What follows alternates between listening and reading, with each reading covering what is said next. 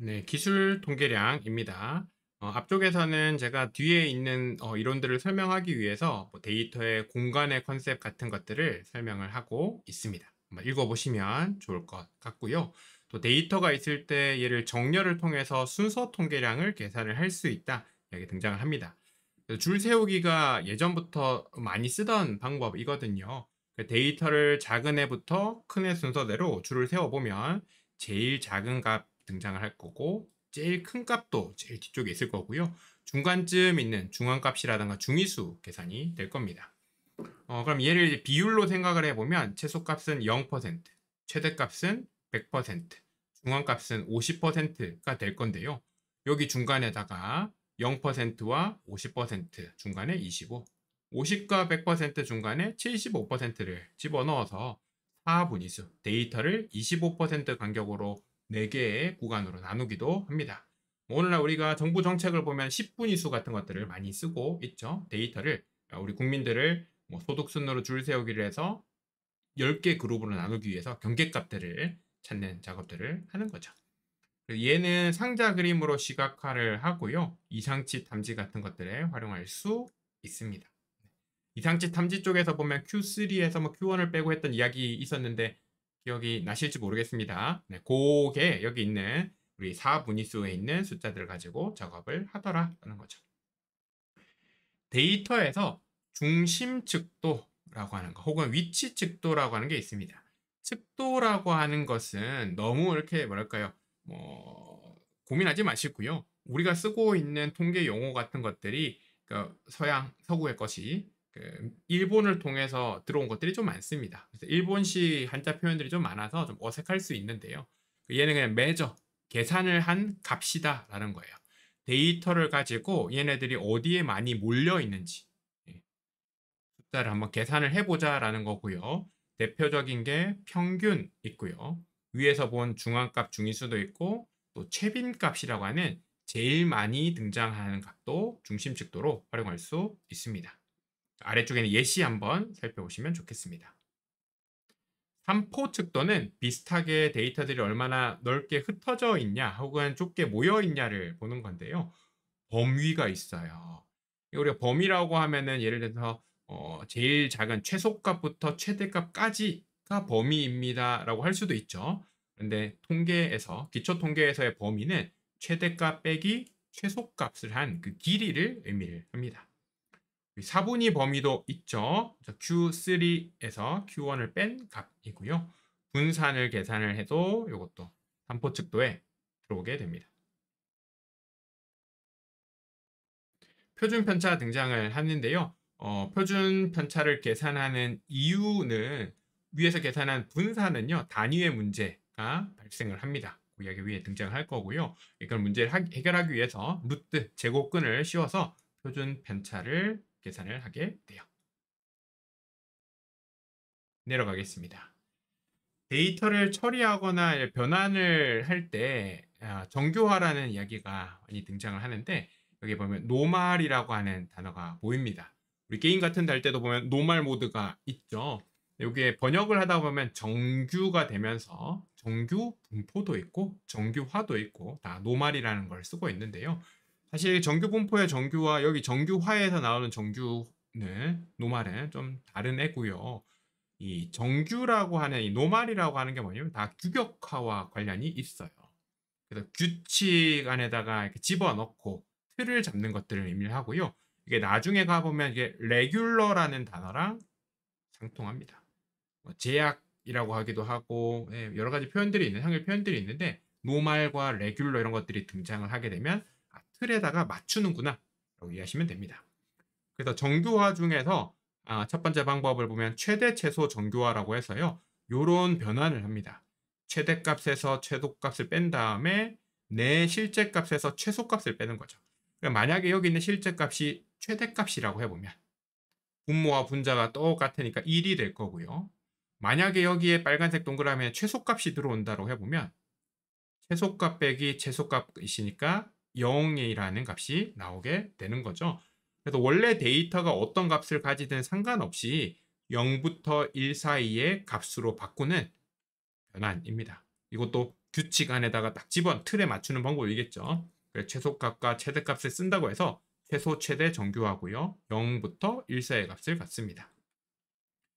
중심화, 센터링이라고 하는 거는 이것도 역시 정구효화 방법 중에 하나고요. 각 관측치에서 평균을 빼게 됩니다. 그러니까 평균을 뺀 이 새로운 데이터의 평균은 이제 0이 되는 거고요. 척도화는 각 관측치를 표준 편차로 나누는 작업을 하는데, 그래서 이제 변환된 새로운 변수의 표준 편차가 또 1이 되는 거죠. 그럼 이 중심화와 척도화를 순서대로 적용한 걸 우리가 표준화라고 부르고요. 우리 표준 정규 분포 기억하시는 분들이 많을 거예요. 표준 정규 분포를 만들 때뿐만이 아니라 우리가 가지고 있는 대부분의 데이터에 대해서도, 다른 데이터에 대해서도 정규 분포와 상관없이 표준화를 적용을 할 수 있고, 변환된 데이터의 평균은 0, 표준 편차는 1이 됩니다. 공분상과 상관계수가 등장을 합니다. 이것도 우리가 아마 중학교 때를 때 배우는 거예요. 표준 교육 과정에 보면은 정규 교육 과정상 공분산이라든가 상관계수를 중학교 때 배우게 되는데요. 수식어로는 이렇습니다. 네. 오늘은 우리가 이론을 지금 이렇게 깊이 다룰 시간이 없어서 수식으로 이렇다라는 것만 정도만 설명드리고, 여기에 보시면 이게 일종의 중심화죠. 평균을 뺐죠. 근데 여기에다가 척도화까지 하게 되면 그게 상관계수가 됩니다. 그래서 척도화가 되었죠. 그렇죠? 중심화와 척도화가 되었기 때문에 무언가 평균은 0, 표준 편차는 1 그런 느낌이 생길 거고요. 그래서 두 숫자 변수 어떤 걸 집어넣든 상관계수는 이거 부호가 잘못되어 있네요. 마이너스 1부터 플러스 1 사이의 값을 갖도록 되어 있습니다. 그래서 여기서 평균을 빼고 표준 편차를 내놓는 작업을 x, y 각각에 대해서 해준 거고요. 그래서 항상 상관계수가 마이너스 1부터 1 사이의 값을 갖도록 되어 있다. 1에 가까울수록 강한 양의 관계가 있고, 마이너스 1에 가까울수록 강한 음의 관계를 갖고요. 0에 가까우면 두 변수가 관계가 없다라고 말은 하는데, 이 공분상과 상관계수는 다 직선 관계를 설명하기 때문에 아래 보는 것처럼 이게 곡선의 관계가 있으면 상관계수는 0이지만 관계가 없다라고 단정을 짓기는 어려운 거죠. 추정과 통계 검정으로 넘어가겠습니다. 이 부분은 사실 정말 어렵고요. 네.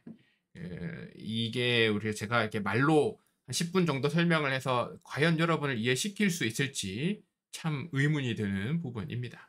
그래서 우리가 무슨 통계 과정들, 대학에서 배우는 아주 기본적인 통계 과정이지만 항상 우리가 이해가 안 가고 어려운 부분이 여기 있는 추정과 검정일 거예요. 기본적인 컨셉을 한번 생각을 해보면 앞에서 살펴본 것처럼 우리가 가지고 있는 모든 데이터는 표본입니다. 우리가 이 데이터를 분석을 해서 뭘 하고 싶냐면 일반화를 하고 싶어요.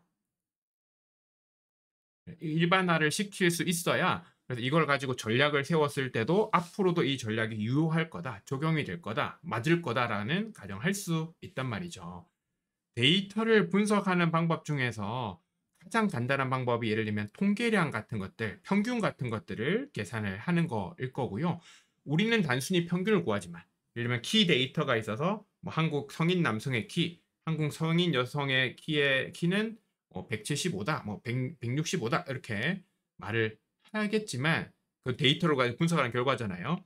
그거를 모집단과 표본의 컨셉으로 가져가 보면 우리가 일부 데이터, 표본을 활용해서 계산한 숫자로 전체 모집단의 특성인 모수를 추정했다라고 엄청 거창하게 표현할 수가 있는 거예요.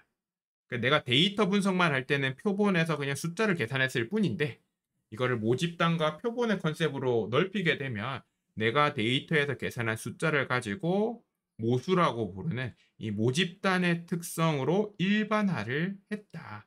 혹은 전체 집단의 어떤 특성을 추측했다, 추정했다라고 부를 수 있다라는 거죠. 이 과정에서 그냥 숫자를 점 하나로 평균은 이거다라고 할 수도 있겠지만, 우리 출구조사 같은 것들 선고한 다음에 보시면 항상 접전이다 하면서 그 오차 범위라든가 이런 것들이 등장을 하죠. 그래서 구간 추정이라고 하는 걸 활용하기도 합니다. 그럼 이럴 때 보면은 뭐 정규 분포를 뭐 가정을 하고 무슨 분포를 가정을 하고 식들을 풀어 가지고 네. 어떤 실제로 평균값이라든가 실제 득표율이 이 범위 안에 들어올 확률이 95%가 되도록 숫자 계산 같은 것들을 하는데요. 요거는 어려운 거니까 지금 그냥 넘어가겠습니다. 이때 표준 오차라고 하는 개념도 있습니다. 얘도 통계량의 표준 편차인데 좀 어려운 개념이에요. 그래서 우리가 사실 검정에서 나올 수 있는 문제가 한 문제 정도인데 이게 범위가 생각보다 많고 이론이 너무 어렵기 때문에 그냥 여기 있는 내용들을 한번 쓱 한번 읽어는 보시되 네, 제가 장담을 드릴 수가 없습니다. 차라리 이 과목에서 노력을 할 시간을 아껴서요. 기출 문제를 한번 다 더 보시고 다른 문제를 하나 더 보시는 거를 추천을 드립니다. 네, 통계 가설 검정으로 넘어가겠습니다. 가설 검정 쪽에서는 그래도 좀 가능성이 있는 거는 좀 일반적인 것들을 물어볼 수 있습니다. 근데 이거 보면은 문제 출제된 문제를 보면 사실 출제하신 분도 잘 모르고 출제한 경우들이 가끔 있습니다. 문제에 오류가 있기도 합니다. 그만큼 어려운데요. 통계 가설 검정에서 일단 첫 번째 기무 가설과 대립 가설 두 개를 구분을 하셔야 됩니다. 영어 표현 잘 보시고요. 기무 가설 영어로 이제 null hypothesis입니다. null은 없다라는 거죠. 그래서 h hypothesis에서 h를 가져오고 이렇게 없으니까 0을 붙여서 표현을 합니다. 기무 가설이 이야기하는 거는 차이나 관계나 패턴 같은 거 우리가 데이터 분석을 통해서 확인하고 싶은 거잖아요. 이게 없다, 똑같다, 뭐 안정적이고 이상적인 상태다라고 하는 걸 말합니다. 우리가 데이터 분석을 하다 보면 목적이 있죠. 그렇죠? 내가 데이터 분석을 통해서 이런 걸 보이고 싶다라고 했을 때 내가 보이고 싶은 것과 기무가설은 전혀 상관이 없습니다, 여러분. 그러니까 내가 보이고 싶은 걸 주장하는 게 아닌 거예요. 그리고 내가 보이고 싶은 쪽의 반대를 기무가설로 잡는 것도 아니에요.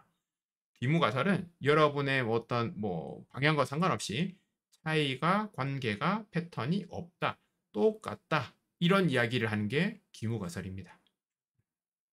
그렇죠? 그래서 예를 들면 두 변수가 있는데 두 변수는 관계가 없다. 뭐 상관계수는 0이다. 이런 것들이 이제 기무가설로 들어가는 거죠. 대립가설은 반대되는 거예요. 그래서 alternative인 거고요. 이거는 0이 아니라 H1로 표현하기도 하고 alternative에 A를 가져오기도 합니다. 기무가설과 반대로 대립가설은 차이나 관계나 패턴이 있다. 서로 다르다. 뭔가 다르고 불안정한 상태다. 이런 의미를 담고 있습니다. 여러분이 보이고 싶은, 내가 주장하고 싶은 것과 상관이 없다라는 게 가장 큰 특징이에요. 그럼 얘는 설계죠. 설계입니다. 가설 검정에서 설계에 해당하는 거고 실제로는 데이터를 가지고요. 아래에 있는 절차들을 좀 간략하게 말씀드리면 데이터를 활용을 해서 통계학자들이 만들어 놓은 틀들이 있습니다. 어떨 때는 F분포, 어떨 때는 T분포, 어떨 때는 카이 제곱 분포 이런 어떤 틀들을 활용을 해가지고요. 데이터에서 검정 통계량을 계산을 하고요. 검정 통계량 아까 봤던 그 틀에다가 집어넣으면 확률이 등장을 하는데 그 확률, 무슨 확률이 등장하는데 그 확률이 바로 유의 확률 혹은 픽 밸류예요. 한글로 픽 값이라고 부르기도 하고요. 유의 확률 p 밸류는 뭘 계산하는 거냐면 h0가 맞다라고 칩니다. 그 말은 차이가 없다, 관계가 없다, 패턴이 없다라고 치고 뭘 할 거냐면 우리가 데이터를 보면 차이가 있거든요. 뭔가 관계가 있어 보여요. 상관계수를 구했더니 0.2가 나온 거죠. 0은 아니니까 관계가 있어 보이거든요. 그러면은 H0가 맞다고 치다라고 하는 거는 이 0.2라고 하는 상관계수 우연히 나올 수 있다. 패턴이 있는 것처럼 보일 수 있다. 실제로는 없는데 그런 이야기인 거죠. 얼마나 그런 데이터가 잘 나오는지 확률을 계산을 하는 거예요. 그래서 확률을 계산해서 만약에 확률이 1에 가깝다라고 하는 거는 H0를 가정하고 그런 데이터, 뭔가 있어 보이게, 뭔가 느낌이 있는 것처럼 보이지만 그런 실제로 느낌이 없는 그런 데이터가 나올 가능성이 충분하다니까 네가 데이터에서 본 거는 의미가 없다가 되는 거고요. 유의 확률이라고 하는 게 0에 가깝다라고 하는 거는 귀무가설이 맞다고 치고 실제로 관계가 없고 차이가 없는데 일반 상관계수 0.8이 나올 확률은 거의 뭐 0.00001%도 안 된다. 불가능하다라고 하면 H0를 가정하고 확률 계산했는데 그 확률이 매우 낮아요. 그럼 우리가 어떻게 생각하면 됩니까? 가정이 잘못된 거 아닌가? 라고 생각할 수 있겠죠. 그렇죠? 그래서 H0를 가정하고 계산한 유의 확률이 한쪽만 생각하시죠. 0에 가깝게 매우 낮게 나오면 네, 그 말은 귀무가설이 맞다고 치고 이런 데이터, 이런 차이가 나올 가능성은 없다라는 거니까 돌려각입니다. 그러면 귀무가설이 맞는 게 아닌가 보다로 가는 거예요. 그래서 H1 쪽으로 가는 거죠. 이때 뭐 귀무가설을 기각한다라는 표현을 쓰기도 하고요. 대립가설 H1을 지지한다라는 표현을 하기도 합니다. 그래서 여기 있는 통계 검정에서 많은 내용들이 좀 어렵긴 한데 요 정도 기무가설과 대립가설의 컨셉이라든가 유의 확률의 느낌 기억하시면 좋을 것 같고요. 검정 통계량을 계산을 하는 거는 그때그때 너무 방법들이 다양합니다. 특정한 상황에서 계산해야 될 검정 통계량의 값이라든가 활용하는 분포들이 너무 다양하기 때문에 여러분이 지금 와서 배우기에는 좀 내용이 너무 많습니다. 자, 그러면 이제 경계가 필요합니다. 예를 들어서 여러분이 무슨 게임이 있는데요. 여기에다가 두 개 중에 하나를 선택하는 게임이라고 하겠습니다. 왼쪽에 있는 A 상자를 열지 B 상자를 열지 선택을 하는 게임이 있다. 근데 둘 중에 하나에서 예를 들어서 뭐 여기에는 플러스 100만 원을 하고 한쪽은 마이너스 100만 원을 한다고 했을 때 우리가 지금은 두 개를 선택할 때 예를 들면 확률이 내가 선택한다면 50% 50%라고 해보면 이거 절반의 확률로 100만 원 따고 절반의 확률로 100만 원을 잃는다고 해보면 공정할 수 있는 게임인 거죠. 그렇죠? 근데 이렇게 숫자가 달라질 수도 있지만 무언가 선택을 할 때 확률의 경계 같은 게 좀 달라질 수도 있어요. 로또를 생각을 해볼까요? 내가 로또에 당첨돼 1등에 당첨될 확률 0.000000001 예요. 800만 분의 1 정도니까요. 아주 낮아요. 근데 이때는 어떻습니까? 돈을 한 13억은 받을 수 있을 거예요. 근데 대부분의 상황에서 99.999%에서 내가 1,000원을 잃게 되거든요. 그래도 확률이 선택에서 확률이 좀 다를 수 있는데 우리가 위에서 보면 유의 확률이 충분히 낮으면 0에 가까우면이라고 했잖아요. 근데 그 경계가 얼마냐에 또 문제가 있습니다. 그러니까 확률적으로 봤을 때 매우 낮은 확률이다. 기무가설 가정을 하기엔 이런 데이터가 나오기에 매우 낮은 확률이다. 그러면 얼마만큼 확률이 낮아야 뭐 H1으로 갈 거냐, H0로 갈 거냐 그 경계가 필요한데 그 경계는요 결정되어 있는 게 아닙니다. 유의 수준이라고 부르는데 요거는 합의의 문제예요. 그래서 그 업계나 그 학계에서 쓰고 있는 것들을 보통 쓰게 되고요. 보통 일반적으로 0.05를 기준으로 잡기 때문에 유의 확률이 위에서 계산한 p-value라고 하는 게 0.05보다 작으면 0에 가깝다. H1으로 가는 거고요. 0.05보다 크면 제로에 가깝다. H0 기무가설에 가깝다. 네, 기무가설 쪽으로 가게 됩니다. 6번에 가보면 우리 1종 오류, 2종 오류가 등장합니다. 네, 요거는 일단은 지금은 이제 컨셉만 한번 봐주시면 좋을 것 같고요. 그래서 H0가 참인데, 실제로 참인데, H1이 맞는데, 실제로 H0냐, H1이냐, 그 다음에 우리가 판단할 때 검정의 결과를 가지고 H0냐, H1이냐 선택을 했다라고 해보면요. 여기가 실제고, 여기 우리의 판단입니다.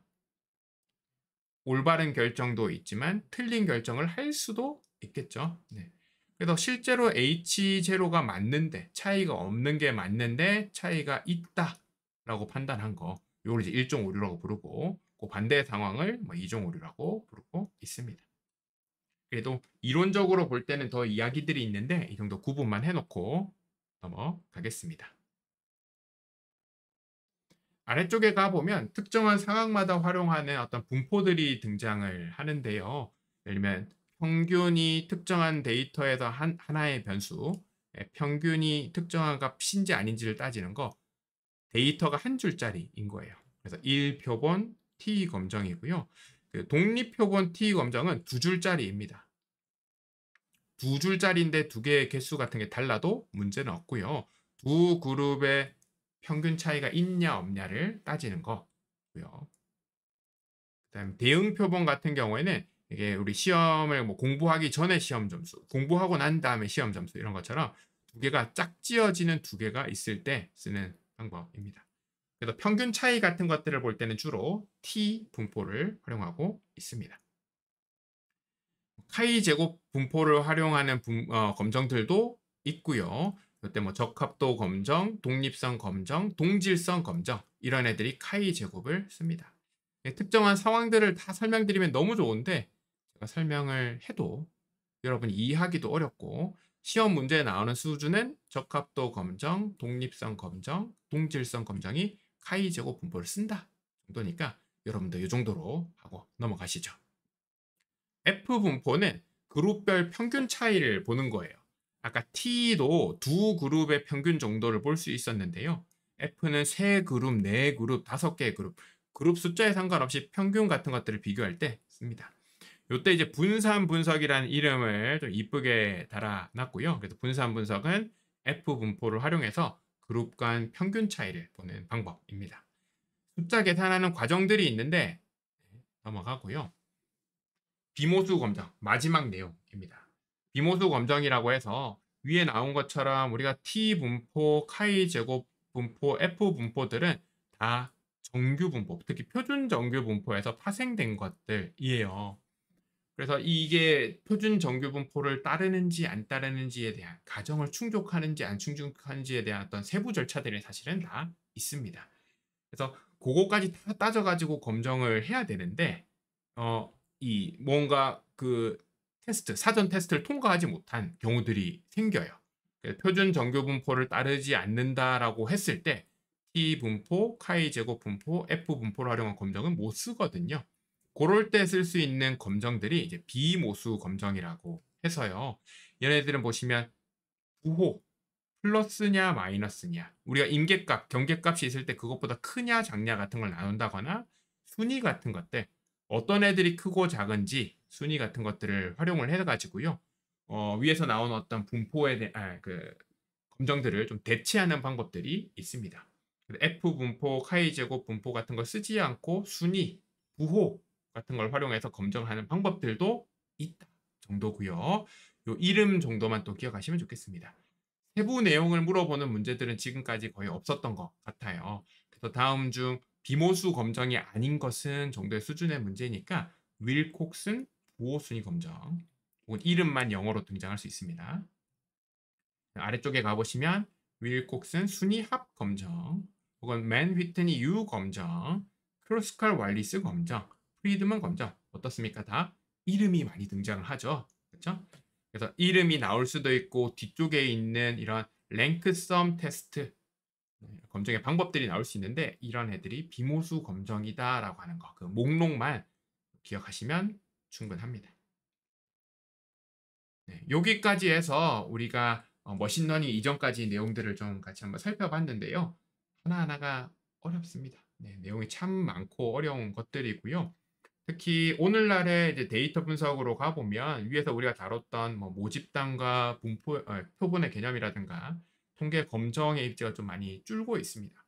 통계 검정을 쓰지 말라는 건 아닙니다. 상황들을 봐야 되는데요. 아직도 연구나 실험 쪽에서는 당연히 실험 계획이라든가 그 과정에서 뭐 통계 검정, 어떤 검정을 활용할 것이고 데이터를 어떻게 처리할 것이냐 좀 많이 중요한데 그것을 벗어난 나머지 대부분의 일반적인 분석 환경을 보면 거의 다 알고리즘을 활용을 하는 쪽이 좀 대세로 자리를 잡고 있습니다.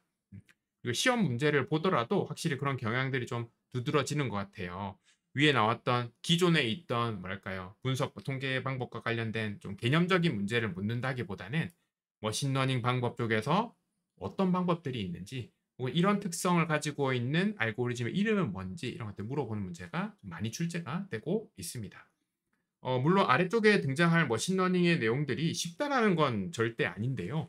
문제의 출현 빈도라든가 혹은 난이도라든가 유형을 봤을 때 시간이 엄청 많은 게 아니잖아요. 그리고 또 우리가 이해하거나 머릿속에 집어넣을 수 있는 내용에 한계가 있기 때문에 타협을 해야 됩니다, 여러분. 위쪽보다는 지금부터 이제 살펴볼 머신러닝 쪽에 조금 더 힘을 실으시는 걸 추천드립니다.